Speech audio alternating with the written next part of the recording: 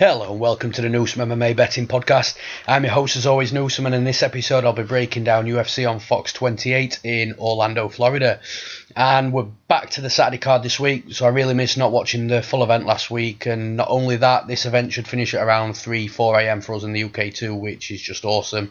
It's actually my favourite time to schedule an event for the UFC because it's nice to stay up early into the mornings. The world's dead over it that time anyway, so no one really bothers you. You don't really feel tired. And at that time, there's still enough time to get to sleep as well. So happy days. Moving straight on into the fight breakdowns as always. I've got my bets listed and ready to break down in full for you. Anything else on the rest of the card that I've not bet, I'll quick fire off at the end, give you a quick pick, a finish, and why I've decided to pass on the fight from a betting perspective. So straight into the first breakdown, we've got Ovince Preux versus Ilir Latifi. Now, I think this is a really good stylistic fight for Latifi, and he's my bet. I've got 2 units on Latifi at plus 118. Again, that was a plus 110 bet with William Hill added on the bet boost, got me to plus 118. Always recommend those bet boosts. And just a quick one before I move into breaking this fight down, Ladbrokes are also doing the same thing now. So again, same principle, you get 1 bet boost per day, and it roughly boosts at around the same sort of prices of what William Hill boosts at as well, so it's quite similar. So definitely take advantage of them. Make sure you're looking at them prices as well. I mean, I should really be on commission for these two right now. I'm not, but you know, I'm just trying to get you guys the best line out there from the UK. Now, moving into the fight, I think that it's a really good fight for Latifi because Ovince Preux, OSP, he generally struggles against wrestlers and against, you know, powerful takedown artists that really do want to get the fight to the mat. Now, that's exactly what Latifi is. I mean, he's not a D1 wrestler or anything, but he's a short, stocky powerhouse, and he really impressed me in his last fight against Tyson Pedro. I mean, we've seen what Pedro is all about now. The dude's great on the mat, which we sort of knew anyway. But he's a big, strong light heavyweight as well. Similar sort of build to OSP. So I see a lot of similarities between the two. And Latifi just manhandled him for 3 rounds, and I know a lot of people lost money on that fight, and I didn't bet it, but you know, I think Tyson Pedro was my pick at the time, and Latifi just came through and just like a bulldozer and really shut him down. Pedro couldn't do anything. He took him down in every round. He had 4 takedowns within the full 15 minutes of the fight. So I think Pedro will have got up once, but the time he did get up, he got dumped straight back down again, and it was just a dominant performance. And at the time, people were saying, okay, yeah, well, Tyson Pedro's green. You know, he's not got a lot of experience at this sort of level, so people could start to understand why Latifi was doing that. But listen, Tyson Pedro might have been green, he might not have had that experience, but he's not a bad fighter, and he wasn't a bad fighter then. It's just Latifi was that much better than him. And then you move on to the OSP side of things. In OSP's last fight, he nearly got 30-27 by Corey fucking Anderson. Corey Anderson was taking him down at will as well. Credit to OSP, he was getting back up to his feet a lot, but Anderson was keeping hold of him and putting him straight back down again, controlling him on the mat, controlled him totally in round 1, controlled him totally in round 2, he was controlling him totally in round 3, until OSP managed to stand up and break from OSP back to the middle of the cage, and he threw a thunderous head kick from hell, which hit Corey Anderson. He hasn't got the best chin anyway, but he knocked him stone cold out. And I'm not going to take anything from OSP in regards to that finish because it was an awesome finish. But like I say, he was about to get 30-27 by Corey Anderson, who I don't really rate that much as a fighter. So then you're thinking, well, if he's about to get 30-27, was completely controlled by Corey Anderson, and then you saw what Latifi's just done to a big, strong fighter like Tyson Pedro, you put the two together, and I honestly see a carbon copy of the Latifi and Pedro fight here. Latifi's got a huge height and reach disadvantage as well, which, again, similar to how I broke down last week with Trinaldo and Vic, that didn't go the way I wanted it to go. But similar to that, I mean, Latifi isn't going to be on the end of Ovince and Preux's kicks all fight, because that's the argument here, and I think that's OSP's path to victory for me. It's keeping that distance and really hammering the kicks to the body and the head. I think that's the way OSP wins, and if he can do that, I think for maybe 7.5 minutes without getting taken down, I think he will eventually finish Latifi. He's already been finished by a body kick from Jan Blachowicz, so that's OSP's path to victory. But Latifi will know that. Latifi will also know that he's a lot shorter, and the only way he can win this fight is by closing distance and getting inside. Once he closes distance and gets inside, he'll get a hold of OSP. Once he's got a hold of OSP, it's only going one way from there. He's going to take him down. OSP might get up to start with, I imagine, and probably expect that he will. But Latifi's a little like Alan Patrick in the fashion that once his opponent does get up from the mat, they've still got that body lock. He still stays clung to him, and he will put you back down repeatedly until he can dominate and get some decent top control. But I do expect OSP to have a little bit of success standing up to start with, being the longer fighter and also being fresh at that point as well. But the longer this fight goes on with Latifi dumping him to the mat, the more it's going to tire OSP out. I mean, it won't tire Latifi out. Latifi will do that for 3 rounds solid like he did against Pedro. It'll be OSP that's the one that's tiring, and he hasn't got the greatest gas tank either. So, I mean, at that point, you could even argue that if it gets into the 3rd round and OSP's totally gassed, is he still going to have anything to even knock Latifi out on the feet, even though there's a big height and reach advantage? I don't think so. So, for me, Latifi's got one game plan. He's not stupid. He's going to go with the same game plan he went against Tyson Pedro, because that's how he wins that fight. He knows that. I'm very, very surprised that Latifi's plus money, you can still get him just about at plus money. He is going into minus money in the US, so I'd imagine the UK follow suit very shortly. For me, the best underdog bet of the card, without a doubt. It's just a bad stylistic fight. I don't think Latifi's anything special, or I don't think he's a world beater, but styles make fights. OSP struggles with fighters that like to take him to the mat. Latifi's just shown, and I know I keep harping on about it with the Tyson Pedro fight, but it's just really relevant. And what he did to Tyson Pedro, like I said, it just really impressed me. So I've got 2 units on Ilir Latifi to win at plus 118. And I think he gets it done with maybe a 30-26 decision. I think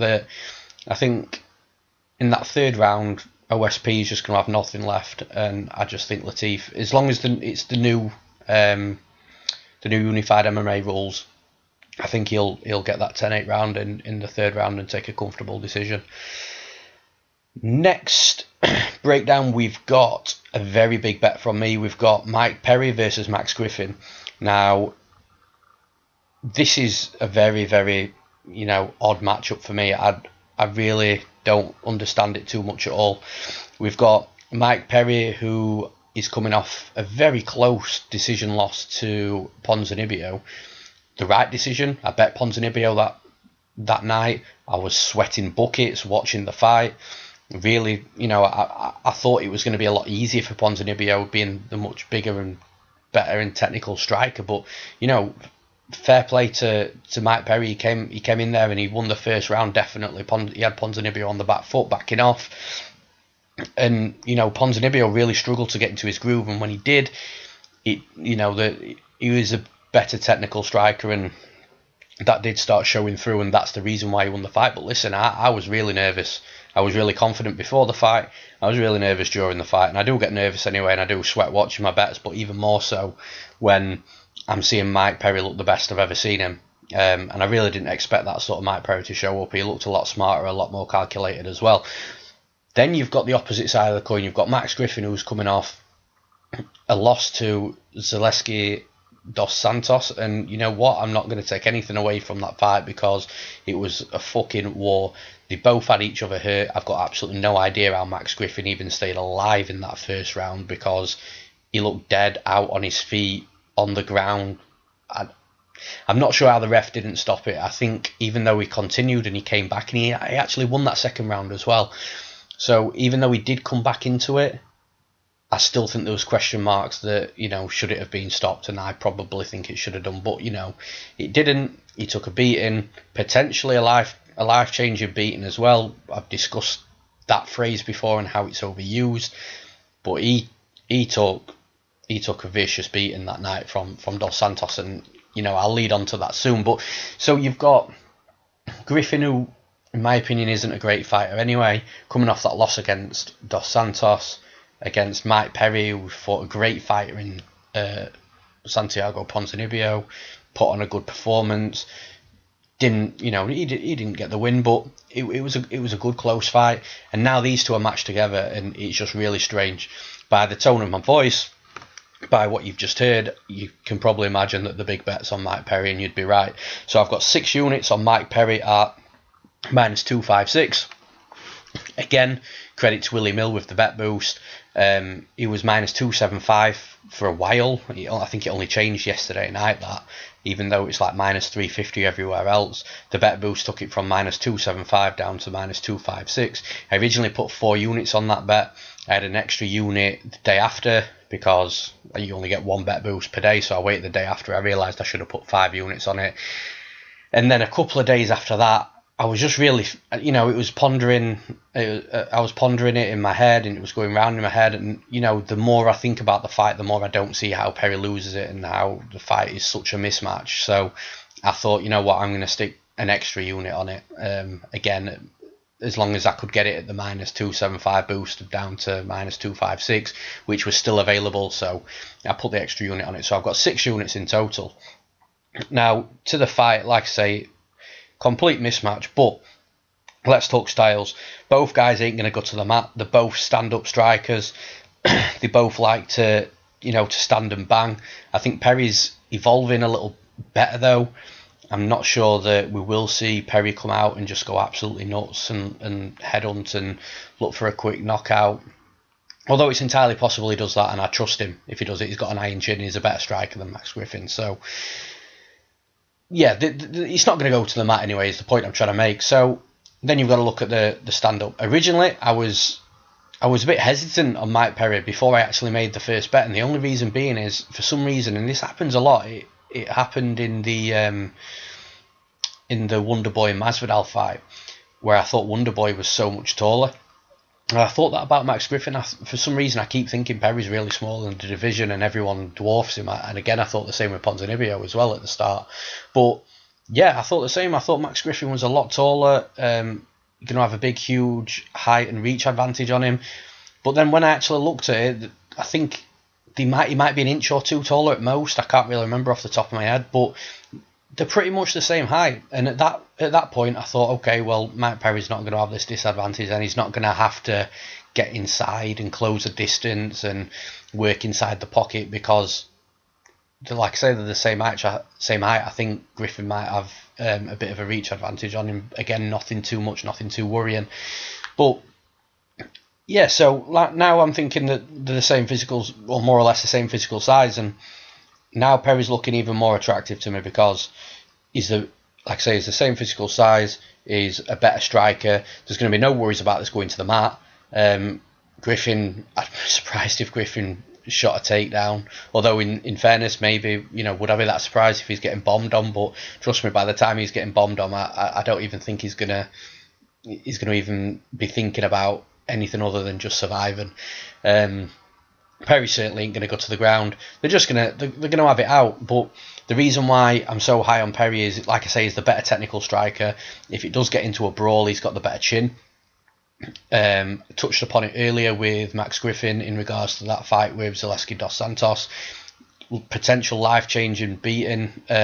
Will he be able to take that sort of damage again? And the answer, I believe, is no. And plus, you've got a harder hitter in Perry than you have in Dos Santos. So, not only is he probably not going to be able to take that sort of damage, he's going to be getting hit a lot harder. I think that a combination, or Perry might even be able to put him out with one shot, yeah. But then there's the other side. There's the other side to Perry. I watched an interview on the MMA Hour with Ariel Helwani, and if you haven't seen that interview, go and Google it, watch it. It's such a good watch, and regardless of the personal issues that Perry was speaking about, which I won't delve into because this is not what this podcast is about, but from the fight side of the interview, I heard everything that I needed to hear from Perry. He's changed his main coaches. He hasn't got rid of his old ones, but he realised that his old ones weren't pushing him in the direction that he wanted to be pushed in. So he's got some new guys in that really understand him a lot better, really pushing him in the right direction, doing the right things with him, telling him when to, when to go full on in training, when to take it easy, when to take a break, just all the things that he feels comfortable with in camp and moving forward to fight his next opponent in Max Griffin. And he feels a lot more patient as well, which a couple of people, I've heard a couple of people say that they're not sure if they like that he's more patient. I love it because, listen, he was talking about his cardio. He didn't want to be one of those fighters that goes in there guns blazing, don't put his fighter out, gasses and loses the fight.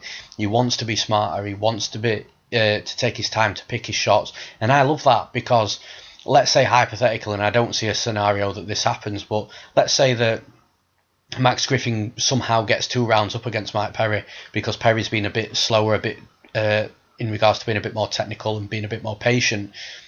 In that last round, if Perry knows he's down 2 rounds, guess what? He's got 2 weapons in his back pocket, 2 bricks in each hand. He'll come out and he'll go all guns blazing because he's got a round to blow his cardio, and he'll just put him out in that 3rd round. So to me, it doesn't matter. But the thing is with Perry, if he is being a lot more calculated, a lot more patient, can he win a decision against Max Griffin? That's a question that a few people have asked on Twitter. My answer is yes, he can, because he is the better technical striker. He will outpoint, he'll out-volume Max Griffin. He'll be the aggressor. He'll be the one pushing forward. He'll be the one with the cage control. He will be the one overall that is just the better fighter that will show on the night, and he will beat Max Griffin 3 rounds if he needs to. Personally, I think he's going to knock him out in 1. I think the first time Griffin gets hit, he's gonna go into panic mode. Maybe the flashbacks of Dos Santos will come back in his head. Maybe he won't even have chance for the flashbacks to come back. Maybe he'll just get put out because Perry's got that sort of power, and Max Griffin did take a life-changing beating in his last fight. I can't see a legit scenario where Max Griffin wins. It's such a mismatch. The only scenario that I feel that he can win, and I was talking to somebody about this on Twitter, is the puncher's chance. But the thing is with the puncher's chance, not only does it have to be a solid punch, but it has to land in the right place, in the right sort of timing, the momentum, because Perry's got a really, really good chin. So to me, I hate using this word in MMA, but to me it's almost like it has to be a lucky punch, because it has to be the puncher's chance, and it has to be completely and utterly on the button, potentially with Perry having momentum moving forward as that punch connects. To me, it just seems very, very unlikely that Perry loses this fight, and if he does, it'll not only be me that's completely shocked, but if Perry loses this fight, it'll be potentially the biggest shock of the year for me. Not just the card, but since 2018 started. So really confident in Mike Perry. I think he goes out there, he'll be the aggressor, he'll push forward. As soon as Max's back is against the cage, he'll just start picking apart his shots. I think he'll hurt him, maybe not with a total power shot, just one of his standard punches. I think he could potentially hurt Max, but once he hurts Max and he smells that blood, he's going to be diving all over him. Once he starts diving all over him and throwing the bombs, he's going to knock Max out. So my prediction's Mike Perry by knockout in round 1, 6 units at -256. So on to the next breakdown and my final bet of the card. We've got Maryna Moroz against Angela Hill. Now, initially, I wasn't even going to take this fight at all. Wasn't interested. I don't really bet too much women's MMA, unless, not even the overs actually, because the over 2.5s, even though they come in a lot and they do happen very often, I just think they're just always quite chalky, and for me, it's just not my thing. I don't like playing stuff that's around the minus 300 mark. But I don't really bet much women's MMA just because the fights are close, and the judges can see different things, and it's not normally something I do play, like I say. But I started seeing a few people betting on Angela Hill. So 1 bet, so 2 bets, so 3 bets, so 4 bets. So I had a bit of time at work on my dinner break, and I thought, I'll run the tape. I've got nothing to lose. I've got some time. I'm just eating my food. I'm just chilling out. So I thought I'd run the tape back and just see what people are seeing. And man, I was surprised. I was really, really surprised. And a lot of people have also been hating on the bet as well. I think that the tape in this fight is pretty clear, in my opinion, from what I've seen. So the bet's Angela Hill. I've got 2 units at minus 119. That line is like minus 150 now, so I really hit that at the right time. Missed out on the opening line, but obviously that was over in America. I think Angela Hill was plus money at plus 100. But the tape, like I say, seems pretty clear.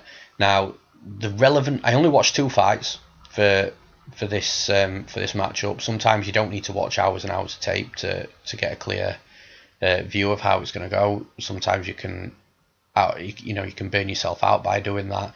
Sometimes the right tape is enough, so it's quality over quantity, and I feel that that's what it was in this fight. So I watched Moroz against Danielle Taylor, purely because Danielle Taylor was a lot smaller. I think she was 7 inches smaller than Moroz. Now Angela Hill is 4 inches shorter, so it's not full 7 like that was, but it had relevance anyway, because it got me to see how Moroz fights against a lot smaller fighter.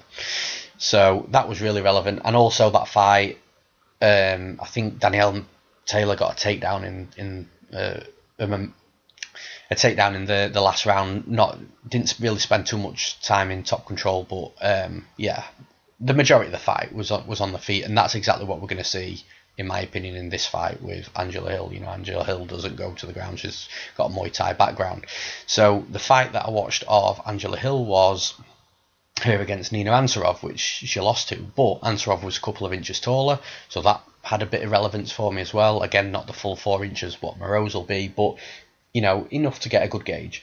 And also a fight that didn't go to the ground. So like I said, that both fights were really, really good to watch for tape. Now, with Moroz and Danielle Taylor, without sounding too harsh, it was quite pathetic from Moroz. She was throwing air shots, throwing shots at oxygen. It had no conviction behind them whatsoever. It didn't even look like she was attempting to land them, but she was just throwing them for the sake of throwing them. I think in that first round, she had a 9% striking accuracy or landing accuracy, something along them sort of lines. But it was pretty poor. She threw the odd kick and stuff like that, but some of the credit really has to go to Danielle Taylor, because she was in and out. She had to be. She was 7 inches shorter.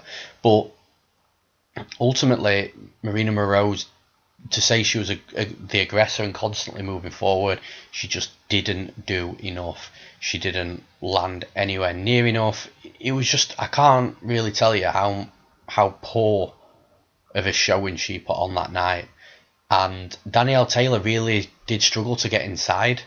So you got to credit Moroz for that as well.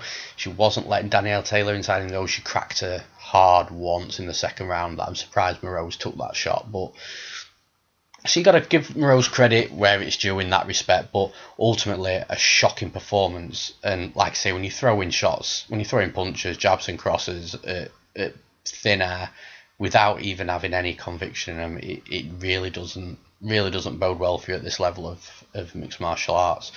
So then you look at Angela Hill and Ansaroff. Ansaroff is a much tougher opponent, in my opinion. And that fight was actually a really good fight. Both girls going at it. Hill was aggressive. But arguably, there is an argument she won that fight. When I watched it, I was scoring it. I thought originally that Hill won it 29-28, but then when I looked at the stats, round 2 and 3 sort of disproved that. So again, you know, do you go on your eyes or your stats or what? But ultimately, it was a really, really close fight and probably could have gone either way. Now, Angela Hill was eating up that lead leg of Nina Ansaroff constantly. You know, that Muay Thai background was really showing. She was in and out really well. She started putting combination. Well, she started strong. She started quick, putting combinations together. She ended a little slower, but you know, Ansaroff was eating at her leg a little bit as well. The pace was really high tempo throughout. So she did slow down a little bit in that third round. But you know what? Even though Angela Hill slowed down in that third round, her head movement was still there. Not to sound too much like Coach Edmund, but her head movement was still there. She was still, you know, swaying in and out of shots. She wasn't completely gone. She wasn't gassed and just giving up. She was still there. She was just tired, which is fair enough. It was, like I say, the pace was really high. And I just think when you're marrying these two together here, you've got Moroz that really looked poor against the striker. In Danielle Taylor was throwing it at nothing, but Taylor couldn't really be aggressive or offensive too much because she was 7 inches shorter. She really just couldn't get inside, and I think her background is more boxing as well, so she didn't really have much. She didn't really have much option and much choice. It was just a pretty weird fight in overall, but like I say, ultimately a fight that Moroz should have been really landing a lot on her with the height and reach advantage. She should have racked up a really high percentage of strikes landed in that fight, and actually not only didn't she do that, it was completely under average. Like I say, I've been over this, so I just think Angela Hill is going to be aggressive. She's not going to be so short that she can't get inside. She's going to eat up that long leg of Moroz. Watch for that straight away. Those first few minutes from Angela Hill, that leg will get hit a few times. It really did start hurting Nina Ansaroff later in the fight. I think the long legs of Moroz will start hurting a lot sooner than Ansaroff's. It'll slow Moroz down. It'll halt a movement that's also not really there anyway. So what she did have of a movement and aggression, it'll disappear once those legs start getting it et up. Once she's starting to focus on the legs, Angela will really be able to close distance. With the fear of Moroz getting hit with a leg kick, she'll start using those leg kicks to start combinations, to end combinations.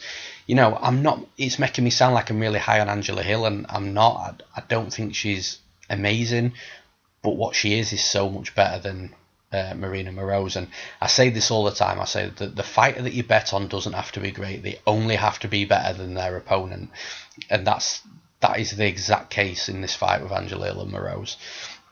I just think that at some point Angela Hill could start overwhelming Moroz once that leg's hurt and the strikes are flowing, the combinations are in there, the pressure's in there, the aggression's in there, the pace is in there. This is what Angela Hill will bring to the fight, and I just don't think Moroz will like it. I don't think there's going to be a finish in here. Although if that leg does get ate up so badly, maybe Moroz drops.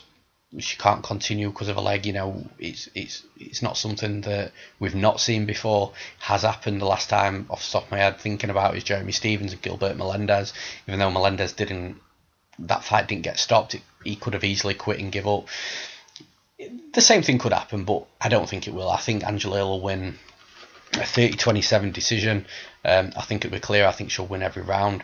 I just think that if the Moroz showed up against the last striker that she fought that was a bit shorter than her, and the Angela Hill shows up against the same Angela Hill shows up that fought Ansaroff, I think those two together, it's going to be a really bad night for Moroz, and I can't see her winning. Now, of course, you've always got the chance that Angela Hill had a great performance against Nina Ansaroff, even though I don't buy that she overperformed in that fight, because she also put up good fights against Jessica Andrade as well before that. So I don't totally buy that. Potentially you could buy that Moroz just had an off night against Danielle Taylor, and you know that same fighter might not show up. But if that's the case, I still I still fancy Angela Hill anyway, just to get the job done. Even if Moroz is better than what we saw against Taylor, I still think Angela Hill is a better fighter. So really happy with the line I've got, really happy with the bet I've got. So yeah, I've got 2 units, Angela Hill at -119. I think she gets the job done by a comfortable decision. And that does it for the full breakdown. So moving on to the quickfire round. The first fight we've got is on here is Josh Emmett. It's the main event of the night. So we've got Josh Emmett versus Jeremy Stephens. 5 rounds, completely does it justice, completely get it. Really looking forward to the fight now. I was trying to look for a bet on this fight. I thought that I'd be able to get an edge on it after tape and after doing some research. But what I found myself doing is going backwards and forwards with who I thought was going to win. 1 minute I thought, yeah, Jeremy Stephens will win. The next minute I thought, okay, Josh Emmett's going to win and he's a good price at an underdog. But then I was thinking Josh Emmett would really, really favour this fight being a 3-round fight, purely because he's moved down a division. His gas tank was never the best before he moved down. So you saw against his last fight against Felipe Aranches, I think it was, that he started off super quick, knocked him down like 6 times in the first round, something like that. But then he slowly slowed down over rounds 2 and 3. I think that this being a 5-round fight, if this goes into the championship rounds, what does he look like in the 4th and 5th round? I've got absolutely no idea. I've never seen him in championship rounds. I've seen him slow down in 3-round fights, so I assume that he might not look the greatest in the championship rounds. But then at this point you're thinking, okay, well, Jeremy Stephens might take this because he could potentially win 1 round out of the first 3, which is absolutely entirely possible, and probably will happen, and then in the 4th and 5th round really start to turn it up, because Jeremy Stephens I think can go 5 rounds. So at this point I'm thinking, yep, Jeremy Stephens is a good bet. But then I keep going back to Renato Moicano against Jeremy Stephens. I bet Jeremy Stephens that fight. I had him in 2 bets. You know, I was still really learning a lot back then when I made those bets, but it's still no excuse. But what Moicano did is he was on the back foot. He was running away from Stephens. It was frustrating him. And then when Stephens was overcommitting himself with frustration in his shots, in his strikes, Moicano was dropping down and taking him down. And listen, Moicano is not a wrestler. He's not a great takedown artist. So it was one of them fights where I'd watched all the tape and thought, yeah, Jeremy Stephens will beat Moicano, no problem, even if, you know, Moicano does run away and just try and evade shots. You know, Jeremy Stephens will still beat him on the feet. Didn't expect the takedowns. And I just think that, is it possible that Emmett follows that same sort of game plan as what Moicano followed? And the answer is yes. I think it's entirely possible. You know, Emmett's also been talking about, okay, let's see who hits harder out of me and Jeremy Stephens. We'll meet in the middle of the octagon. We'll see who gets knocked out. For me, I sort of sense bullshit in that. And you hear it all the time about how, you know, sometimes you hear how a fighter will do this, that and the other, and then just go in there and completely do what you expect him to do anyway. And, you know, what he said was just a lie to try and sell the fight a little bit better. And I think that's what Emmett's doing here. I don't think Emmett wants any of Jeremy Stephens on the feet, especially after watching what Stephens just did to Duo Choi. I think Emmett is gonna start off quick. He is gonna move. I know it's turned into a bit of a full breakdown, but you know, sometimes it does it justice with it being the main event. Ultimately, I just think that my pick's Stephens, and that's based on him surviving the first 3 rounds and Emmett being tired in the 4th and 5th and not being able to score those takedowns. So I think that's what's going to happen. I think Stephens is going to get taken down. Anyone that's bet him is going to be really worried. But I think the fact that this is a 5-round fight does benefit Jeremy Stephens. I'm not absolutely confident on the pick. That's why I've passed on it. I can't put money down on it. I'll just enjoy it. I'll sit down and enjoy it for what it is. But my official pick is Jeremy Stephens with a very late knockout. I think he'll knock him out late in the fight when Emmett's got nothing left in the tank and Jeremy Stephens has. So that's my pick. Moving on to the next, we've got Jessica Andrade and Tecia Torres. Jessica Andrade, huge favourite. She actually opened in the UK at -162, which, looking back at that now with the line being at -300, I know a line doesn't matter if it's a losing bet, but I think Jessica Andrade does win here. I do like Tecia Torres though. I think she does have paths to victory. Mainly just staying on the outside and just jabbing and moving. It's a 3-round fight. In my opinion, again, this would be a great 5-round fight as well, where you'd probably see a lot more intangibles coming up, like what happens later in this round, who gasses first, things like that. But ultimately, a 3-round fight, I think that Jessica Andrade is going to be dominant. She looked amazing in the last fight against Claudia Gadelha. Absolutely tore her a new one. So my pick is going to be Andrade by a very dominant decision. Like I say, is possibly a stupid move not taking the -162, especially like I say now it's like -300, -320. So yeah, I don't know. I don't regret it too much. I really like my bets for the night. So yeah, Jessica Andrade, official pick by a decision. Next, we've got Renan Barao against Brian Kelleher. Brian Kelleher has looked okay since coming to the UFC. Bit of a fiery character. Got a decent ground game. Got a quick stand-up game. Not the best stand-up, but it's okay. Against Renan Barao, that's definitely past his best. He's nothing like what he was pre-USADA and when he was an absolute animal and the champion before TJ started his dominating reign.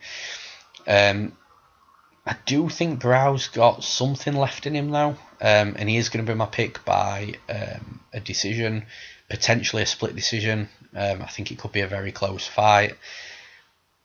But yeah, even though he's well past it, I still think as a fighter, he's still slightly better than Brian Kelleher. So yeah, Barao will be my pick by decision. Next fight, we've got Sara McMann against Marion Reneau. McMann lost. I had 3 units on McMann in the last fight when she tapped out to Ketlin Vieira. She quit basically. She even got herself in a good position to defend the takedown, but then that good position ultimately turned out to put herself in more danger. And if you watch the arm triangle, rewatch that fight back, you'll see what I mean. She did the right things to defend it, and she moved close to the cage. But as she moved to the cage, it sort of tightened the grip up, and it was just a mess. And she lost me 3 units, and I think I lost on that night as well because of her. But I do like McMahon. I love, like I say, I've anybody that listens to the podcast or speaks to me a lot on Twitter will know that I always love somebody that's a relentless wrestler from a betting perspective, and I would bet her in this spot too against Marion Reneau, but I think a line's just too high. It's like -220. I think the best you can get it is -200. If that line does start to slip closer to Saturday night and it does get to like the -170, -175 range, I might actually make a play on it. Only be a couple of units, nothing too massive. But Reneau's 40 now. She's getting on. She does get taken down in fights. She drew against Betchgoer, which tells a story in itself. I just think McMahon will find success in her wrestling. I think she will take her down. She will enjoy some top control. I don't think she'll get swept or taken down herself or submitted from the bottom. I think she'll take a comfortable 30-27 decision win every round, just by, like I say, the takedown and the top control. So yeah, McMahon's my pick by decision. Next, we've got Ben Saunders and Alan Jouban. I was actually looking at the under 2.5 for this fight. Again, ultimately passed on it just because I'm not sure. But basically, I think Jouban's going to knock him out. Saunders has just not got a good chin anymore. He was getting absolutely battered in his last fight by Peter Sabata, who I don't rate as a fighter either. He was getting wobbled in the last round against Court McGee, who's not a good striker either. Jouban's got a lot of wins by knockout. He's also a little bit chinny as well, but then I don't think Saunders has got that power anymore to knock him out. I don't think the fight will end up on the mat, so I don't think Saunders will be able to use his submission game, which I think is the area that he has a massive advantage in this fight. So ultimately, I don't know whether Jouban goes out all guns blazing and goes for a knockout, or if he just keeps it patient like he did against Mike Perry. My prediction is Jouban by knockout, but I will be passing on the under 2.5 bet. Next, we've got Sam Alvey and Marcin Prachnio. Now, I watched a lot of tape on this because I've got a 100% bet record when betting Sam Alvey fights. I've bet every single fight since the Eric Spicely fight of Sam Alvey. I've bet for him, I've bet against him, I've bet totals, I've bet props. I've won every single bet that I've ever had on a Sam Alvey fight. The guy, to me, is just so easy for me to gauge where he's at in this fight, because you know exactly what he's going to bring. You know exactly, he doesn't change from fight to fight, and I just get his style so well. So then when I'm watching tape on his opponent, I can instantly weigh up straight away, okay, is Sam Alvey going to win or is he going to lose? Am I unsure? Sometimes I am unsure, like I was against Rashad Evans. But what I was sure about in Sam Alvey and Rashad Evans is that fight would go over 2.5 rounds. I didn't see a finish at all. So I bet they over 2.5, and like I say, I won. So it's just really easy to gauge. Now, I was really high on Prachnio to beat him in this fight, and I was going to bet it. I'd set a line at -130. The reason why I set it at 130 is because when I was watching tape on Prachnio, he's got a Kyokushin karate background, and basically with that style of karate, they don't strike to the head. They stand toe to toe in front of each other and absolutely unload on the body. So naturally Prachnio's guard is very low, and when he comes forward, he swings wild bombs. You know, got power, got a lot of wins by knockout. So, having said that, one thing you can say about Sam Alvey is his counter-striking's good. So that was one little thing. I thought Prachnio would overcome it, no problem. I also saw a fight a few years ago where Prachnio just absolutely unloaded everything in his gas tank in round 1 and was dead by round 2 and 3. He did evolve from that. I saw his you know, 2, 3, 4 fights in front of that, after that, and it did look like he'd evolved and become a little smarter, but still, you know, I can't take back what I saw. So yeah, there was a few things, but ultimately I was confident Prachnio was going to win. The lines came out and he was -280. Absolutely not a prayer I'm playing that. Not worth it at all. But the one other line I will look at, and depending on the line, I might play it, but I think there's other spots I'd rather wait for. For example, like I've said, the Sara McMann fight. If that came down, I prefer to play that. But I think the total's going to be set at 1.5 rounds. And the reason I say that is because Prachnio's got a lot of wins by KO. And that also, the fact that he opened up at like -280 also backs that up as well, because that's almost like the bookies are really confident in him winning the fight. And they've seen that, because they've seen he's got a lot of knockouts, which then should put, like I say, the totals at 1.5 rounds. If it's set at 1.5 rounds, the over is going to be good in this bet, I think, because I think with Prachnio having a UFC debut, there is a chance that he either takes it steady and calm and he just points at Alvey just to get that win under his belt and get a good contract to move forward to his next fight. Or he goes out there absolutely stupid, all guns blazing, tries to knock Alvey, an inactive and, you know, not very quick Sam Alvey out, but can't put him out and gasses himself out, and then Alvey just picks away at him for the remainder of the fight. I think the over's good in this. So if you are wanting to bet on this fight, just wait for the totals to come out. If it's set at 1.5, take a look at the over. I think it'll come in for you. My pick is Prachnio by decision. I don't think he knocks him out. I think Sam Alvey is tough. He has got a good chin. And I think Prachnio could possibly gas first, but by the third round they'll both be tired and it'll go to a decision. So Prachnio by decision is my official pick. Next was also going to be another bet, so frustrating. We've got Rani Yahya against Russell Doane. And Rani Yahya was going to be my bet.